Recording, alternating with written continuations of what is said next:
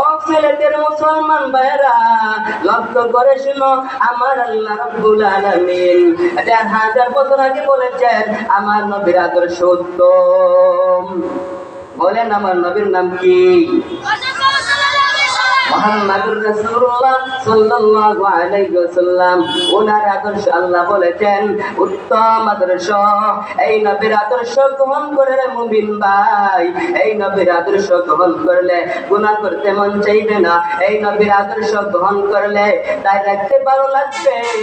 এই মদিনা আদর্শ গ্রহণ করলে টুপি রাখতে ভালো লাগবে। এই মদিনাওয়ালা আদর্শ গ্রহণ করলে উস্তাদের খেদমত করতে ভালো লাগবে। এই মদিনাওয়ালা আদর্শ গ্রহণ করলে পিতা মাতার খেদমত করতে ভালো লাগবে।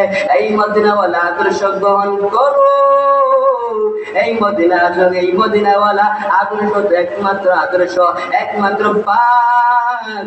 পৃথিবীতে যত আদর্শ আছে সমস্ত আদর্শ না পাক, না পাক। বলেন না ঠিক কিনা?